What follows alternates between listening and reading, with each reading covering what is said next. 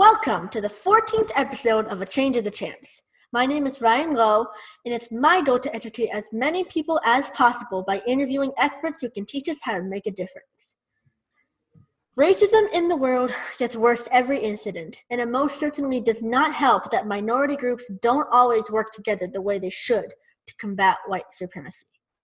However, unity across minorities can be achieved with the help of a particular organization that I will mention later.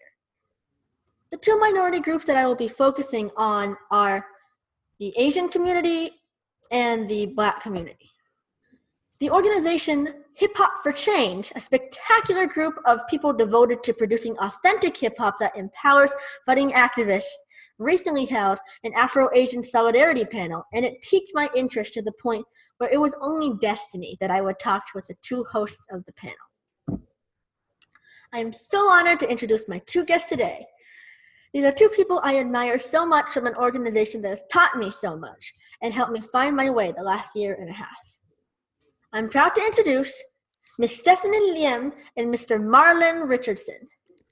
Ms. Liem is the Director of Communication and Marketing at Hip Hop for Change. She is an activist, a teacher, and a role model to anyone there. She has lots of experience in journalism, researching, and content creation.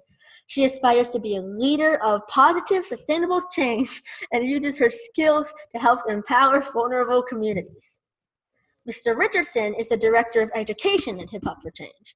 He is a hip hop artist, a teacher, and an activist, and he has even performed with hip hop artist KRS-One in the group Wu-Tang Clan. As the Education Director, he makes the curriculum for the students at Hip Hop for Change, among many other things. So, thank you for meeting me here today. How are you guys? Feeling good. Really great after that intro. Yeah, that was a really spectacular intro. I feel very energized. Well, you have no idea how excited I am to have you here. Your use of hip-hop and music creation to educate, to positively influence, to encourage expression, and to bring all oppressed communities together has really made a huge impact on me. Thank you so much. So I'm so excited to share with my listeners what I have learned from you. So there's so much to talk about that this will be a two-part series. And the first part I want to focus on is Hip Hop for Change itself and its missions. Can you tell me about the founding of Hip Hop for Change? What were the catalysts for creating the nonprofit? Yeah, I think this is Marlon's bag. Well, I'm not the founder, but from what I understand from our founder, Kafri J, it was a myriad of things. It was one, as an artist, as an independent artist in the Bay Area, which is traditionally kind of cut off from the major media markets, it becomes progressively harder for independent artists to be seen at the level that they may feel entitled to, or maybe feel their worth. And then after a particular show, and Kafri would be able to tell it better than myself, but after a particular show where he wasn't paid at all for opening, and it was a packed house, he then got the battery in his pack, so to speak, to start a nonprofit based on the idea of selling your music on the street, but paired with his experience at Greenpeace, where he was the first Black director of their grassroots team. He then combined the world of canvassing and the world of environmentalism with his mission as a hip hop artist, and was saying, and kind of came up with this premise that we can talk about social justice in the way that they talk about polar bears and other environmental issues. And we can talk about it as it relates to our community and as it relates to empowering artists financially, for them to be able to make money as artists, for them to be able to perform by putting together their own shows, but more particularly providing platforms for artists whose messages are too positive or political in their music to be as readily accepted by mainstream platforms as the other artists that are out there kind of promoting kind of negative stereotypes and imagery of Black and brown youth.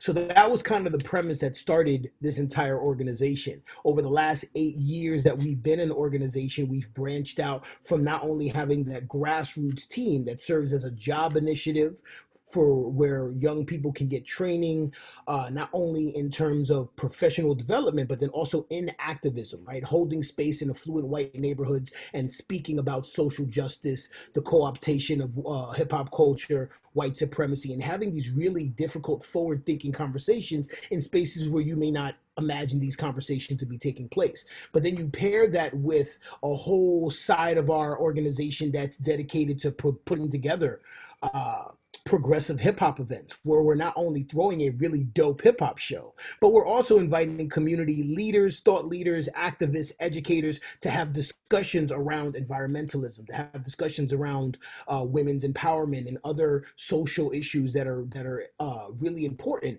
in our communities. And then you also have the education department, which I'm, the director of, and I've been proud to be the director of the education team for the last 3.5 years. And coming to this job from the hip hop educator space, having already been doing that work one way or another for years prior to that, I saw an amazing opportunity to expand what started as just kind of an assembly model, going to schools and giving kids the history and the culture about hip hop, but then moving it forward to saying, okay, how do we expand this to create key partnerships in the community with our schools, with our other organizations that are nonprofits that are actually out here doing the work?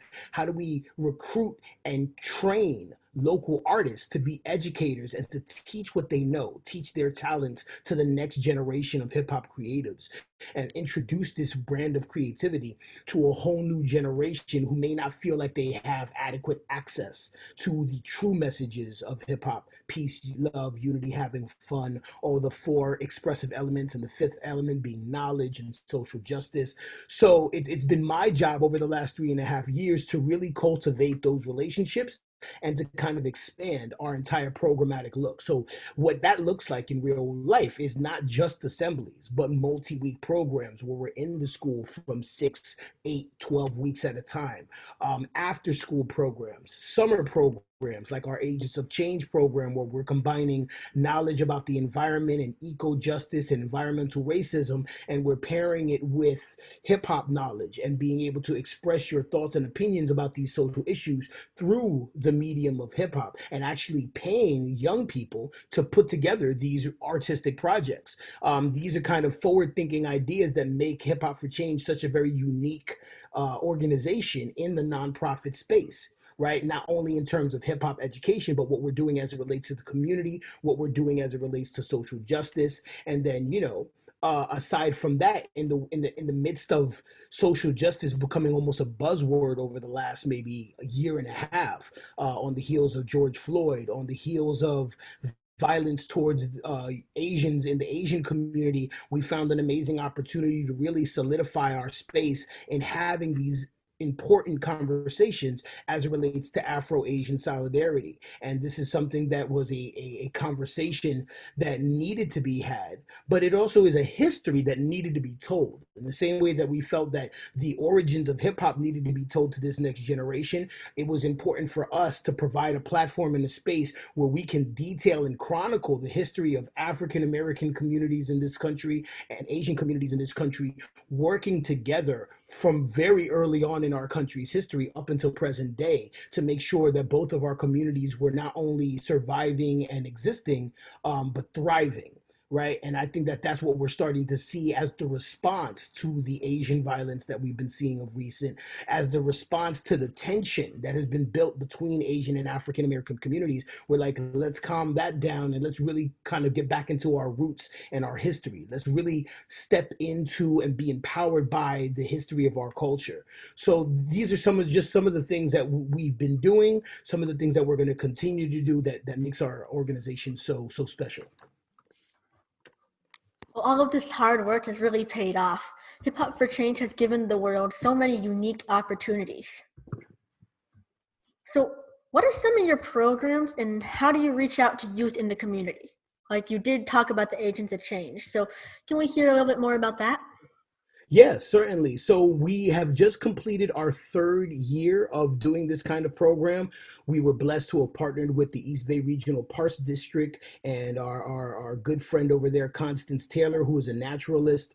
And we developed the idea, her and I developed the idea of having some sort of hip hop summer camp that revolved around environmental justice, environmental awareness, climate change, and we labeled it as such agents of change, right? Kind of combining hip hop for change, conversations about climate change, and using the youth as the agents, right? The people who are going to go out into the community and game us all up on what to do and how to pursue a better world for ourselves, not only as individuals but in terms of our communities, right? But also to expose people to the magic that is the public park system in Oakland or in the East Bay. Hip hop started in the parks, kind of, sort of, right? We're actually recording this interview on the 48th anniversary of the party that would then create hip hop culture.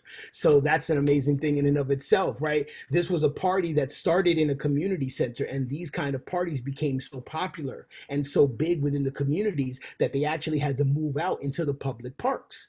And this is where the block parties started. This is where the summertime MC battles were taking place, the DJ battles, the breakdance battles, all these things that created the culture that we now know as hip hop started their infancy and were incubated in public parks. So with that premise, we thought it would be important to bring the same age group that started this culture, young people from ages 12 to 17 years old, bring them into the public parks and teach them about your access to these parks, which isn't something that typically people of color are empowered to feel. We go to public parks and often feel kind of guests in these spaces that ultimately belong to us. So it was important for us to ground our youth with that information, ground them in the information about the local ecology and the trees that you're seeing and the plants and the leaves and the food that you can grow and the history of the Ohlone people who existed in this territory far before any settlers came in. But give them this information, give them this history, give them this knowledge, and then pair that with knowledge of hip hop, how hip hop gets started in the 70s, right? From Kool Herc and Cindy Campbell and the jams in the Bronx, but then also show them with our teaching artists how to express themselves using hip hop as a medium for creativity, how to write an effective rap song and perform it to have a societal impact, how to create a beat sampling birds and trees in the park.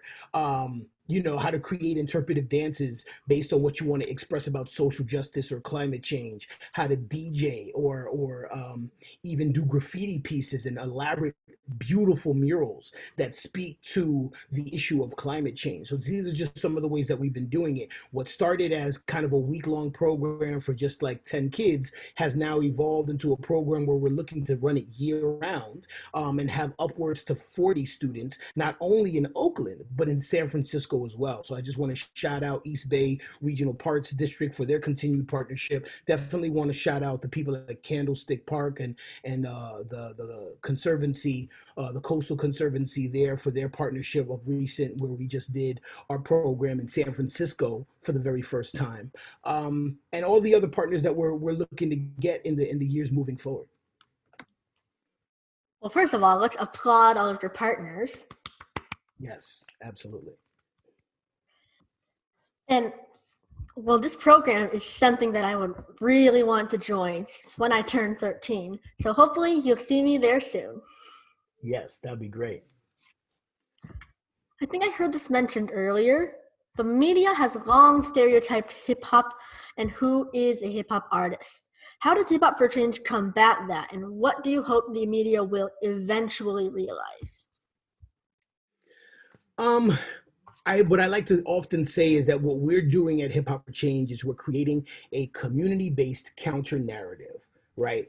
Hip hop is now a billion-dollar industry. What started as a party in the Bronx is now a whole industry to itself that employs hundreds of thousands of young creative people and primarily people of color. This is an access point to creativity for a lot of people of color who come from hard circumstances, low income, marginalized or oppressed communities. This is our access point to create and also remix ourselves for the better and transform ourselves for the better. This is how this culture started. This culture started as a means to remix the individual. Where there were no music or arts classes in the schools, we created a whole culture to ourselves to celebrate art and music. Where we couldn't afford the nice shoes or suits that people were wearing to go to disco parties back in the 70s. We created a whole outfit, an elaborate kind of uniform, so to speak, to be a b-boy or b-girl, whether it was a sweatsuit and a Kango or some cool glasses. We created our own sense of fashion that after 48 years of this culture is now dominating the high-end fashion world, right? So we just see these little instances of how this little culture has permeated pop culture over the last 4 decades, has continued to set trends and influence not only the world of high fashion, but the worlds of business, the worlds of education. And we want people to be grounded in this knowledge. We want people to understand that hip hop and its impact has so much positivity rooted in it that it's a far cry away from the day-to-day celebration or glorification of violence and misogyny and a lot of the things that people have often associated with hip hop culture because of the co-optation by corporations. And corporations trying to appeal to the bottom line and the base instincts of human beings are always going to give you kind of the sensationalized version of what they consider black or brown authenticity, right? Which is rooted in a lot of toxic behavior, rooted in a lot of symptoms that are based on trauma, and no one's having those conversations. So in our classrooms, in our programs, in our workshops, in our conversations that we have to the public, we're having those kind of educational moments, and we're giving people the full context of what this culture is about, and ultimately landing on the point that hip hop is a broad spectrum. You're going to get the Cardi B's and the 42 Dougs and all of those people, but at the same time, you have Lin-Manuel Miranda, you have an Immortal Technique, you have Dead Prez, you have Unlearn the World, you have so many other people in this broad spectrum, right? That are not only artists or producers, but are also activists, that are also educators, that are really pushing the legacy of social justice in this space. And those people need to be just as celebrated as any artist you see on a Rolling Loud stage or any tour. Well, here's another reason how hip hop for change breaks free from stereotypes and cookie cutters. Well, everything you just said, it all goes back to who owns the media and the systemic problems with who has a voice and who can pay for a voice. I know Hip Hop for Change has done a lot in grassroots outreach and education. Can you talk a bit more about these false perceptions that have been created by traditional media and also now with social media? And how has Hip Hop for Change been able to help with its programs? Yeah, we have our grassroots staff give people these statistics all the time, right? 85% of most of the music that we consider hip hop is controlled by 3 corporations: Universal Music, Warner Music Group, and Sony Music, and all of their subsidiaries, right? Of which 90% of that music, more or less, is consumed by young white men from the ages of 18 to 25, right? Now, based on Pew Research studies, we've learned and we know that 3 of 4 white people, regardless of gender, do not have a personal friend of color. So 75% of the people who are consuming this music that is created by Black and brown youth do not have Black or brown friends. The problem with this and the dichotomy that we're dealing with is that these people do not have a authentic sense or a authentic glimpse into the humanity and the sensitivities of the Black and brown experience in America. They're only exposed to archetypes and tropes of hypersexualization, hyperviolence, glorifying, materialism, misogyny, and other forms of self-destructive behavior. So I often like to say in my lectures, when I give these statistics, what happens when this person who has been consuming this music in this way and buying into into these stereotypes then becomes a judge or becomes a police officer or has to patrol the streets of Oakland or Watts or Harlem or any major American city where there are people of color who identify as part of this culture, they're going to see them as a threat. They're going to see them as somewhat subhuman just based on their own interpretation and based on these tropes that they've been given by the media. So it's important for organizations like Hip Hop for Change and other organizations to kind of shift that narrative by being on the ground, working and training local artists to go out to the next generation and educate them and ground them in this education and ground them in understanding the true nature of this culture, the true legacy of this culture, so that we can create a whole new wave of creatives that are rooted in the real principles of hip hop and are rooted in the real history. I'm speechless. Okay, well, let's move on. I want to talk more about you guys now. How has hip hop been part of each of your individual journeys to seek social justice, and how did you find your calling at Hip Hop for Change? Well, I think Hip Hop for Change for me, and Stephanie can speak to her own experience, but for Hip Hop for Change for me, only enhanced what I had already dedicated my life to, right? When I was a 13-year-old kid, I wanted to be a rapper. By the time I was 15 years old, I was kind of stepping into my own consciousness, learning about meditation, learning about social justice, learning about the history of this culture as it relates to Black people and brown people in America. And I started wanting to be an artist, but an artist with a socially conscious message. And I made this decision at 15, right? By the time I was graduating high school, I had told myself, if I'm not going to be a professor in college, I'm going to be a rapper, or I'm going to be some sort of activist or some sort of teacher. And I told myself that at 15. Here I am, I'm almost 40, and I have pretty much actualized and realized all those things that my 15-year-old self had stated that they wanted to be. I am an activist, I am an artist, and I am an educator. I am all these things. And I don't separate one from the other. I don't try to just be an artist on the weekends and then a teacher on Monday. I'm an artist all throughout this. I'm an educator all throughout this. As the days go by, I just kind of become more and more grounded in my power. Hip Hop for Change basically allowed this to be more enhanced and more amplified by giving me the trust and the opportunities to shape curriculum as I wanted to. Like if I was a 15-year-old kid just stepping into my creativity, what are some of the things that I would like to learn? What are some of the things that would be important for me? These are the questions that I started asking myself as I started to enhance the curriculum that we have, develop more curriculum, and then bring in local artists who are friends of mine, who are colleagues of mine, people I've seen in the local hip hop scene who I think are standout artists in their own right, and saying, let's give them the tools for them to showcase their own artistry. Let's give them the tool for them to teach and educate this next generation so that their creative DNA is kind of spilled off into this next wave of creatives, right? So we're paying artists, and we're also training them as educators. We're training them in dynamic mindfulness and breathing and meditation. We're training them in trauma-informed care and how to deal with trauma in ourselves and how to deal with traumatized students, which is what you often find in Black and brown communities because of a lot of different reasons. And then we're training them in conflict resolution, or what we like to call conflict transformation, where they can have an understanding of how to dissolve an argument or an issue without violence. So these are just some of the things that our artist educator staff are being trained in, being grounded in, along with their own artistry, along with some more history of the culture and how it represents and how it shows itself up to be.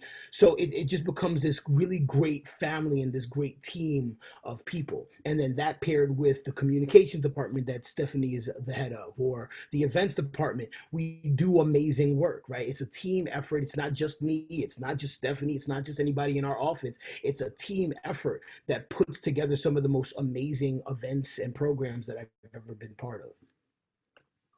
And Miss Liem? Yeah, for me, well, hip hop has always been something really special to me because growing up as an Asian American immigrant, a first generation immigrant, above everything else, life was always really hard. The Asian American experience cannot be encapsulated by the model minority myth. And so, as a first generation immigrant who was low income and had a lot of problems back at home, like I didn't want to listen to the pop that was playing on the radio that just really, it just didn't at all capture my experience. And that's why I gravitated more towards hip hop. There's no other genre that better encapsulates the pain, the resilience, the beauty, social justice. Like hip hop is the soundtrack of the revolution. And that's why I was so drawn to, Lauryn Hill and the Miseducation album. And then I loved Pac. Everything about these albums resonated so much with me. And a lot of us in the Asian community, we were told to shrink ourselves. We were told to be silent. But like through this music, I really resonated with a lot of the messages that these Black artists had that they put out into their music, like the whole concept of being proud to be Black and being proud to be that rose that grew from the concrete. Like I resonated with that, and I wanted that same power, and that's why I listened to hip hop. And I found this sort of I wouldn't say it's like rebellious side of me, but like I found this side of me that like drew so much power from not fitting into this stereotypical box that was expected of me. I That was like the awakening of my social justice, uh I would say this was in high school. Yeah. So like it was like early high school. That was when I was really like I was reading Audre Lorde, Angela Davis, and I was really diving into intersectional feminism, hip hop, social justice, the civil rights movement. And that's when I decided, oh, I actually really want to go to UC Berkeley. UC Berkeley is the birthplace of so many civil rights movements, especially the students' civil rights movement. And so I decided to go there. But when I got there, college students really love hip hop, but they don't indulge in the social justice aspect of hip hop. And to me, that was just such a disconnect because like for me hip hop was always about the social justice. If you listen to the lyrics, everything about hip hop was powerful and resilient. And to think that like other people were just listening to this genre for the hype, just to turn up. And so that struck a chord with me, and I really wanted to find a family that I could talk to about hip hop and social justice and really care about people who really cared about the community, um, to put not because they wanted to put this extracurricular on their resumes or their college careers, but because they simply loved hip hop in the community. And that's where I found Hip Hop for Change. And I've been here for the last 3 years.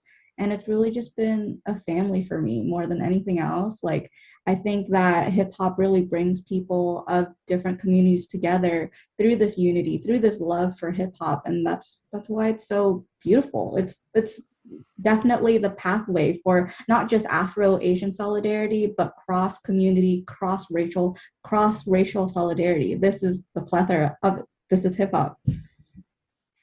Well, I've got to say, just hearing your stories has already allowed my motivational fire to grow. Thank you. Now, the first episode is slowly coming to a close, and I want to make sure we talk about the Hip Hop for Change radio, which is 89.5 FM every Sunday at 12:30. Yep, 12 o'clock actually. 12 o'clock. Okay. Yeah. Thank you. How did that start? Who is usually featured? And what have been some of the top themes for the past couple of years?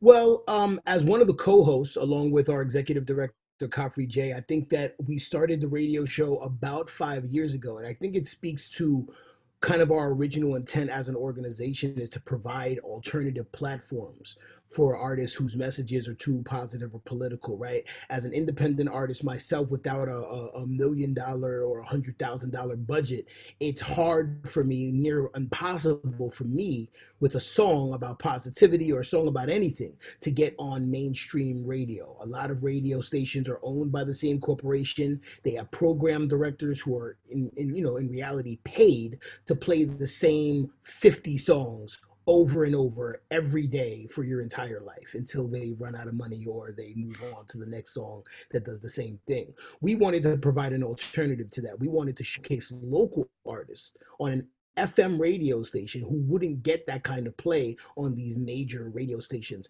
and give people, a taste of something new, something fresh, something innovative, something underground. One thing about hip hop is that it's about remaining hip. It's about remaining cool and on the wave of what the trends are, and knowing what's coming out, knowing what's going on in the streets. So this kind of movement of awareness is very much rooted in breaking new artists and celebrating local artists who are making an impact and are still doing dope music. So 89.5 from 12 to 3, what we like to do is we like to showcase local artists and have a whole playlist of local artists that we're playing. We're not playing the Kendricks or the J. Coles. As great as they are, they don't really need our support, right? They have millions of records and millions of fans.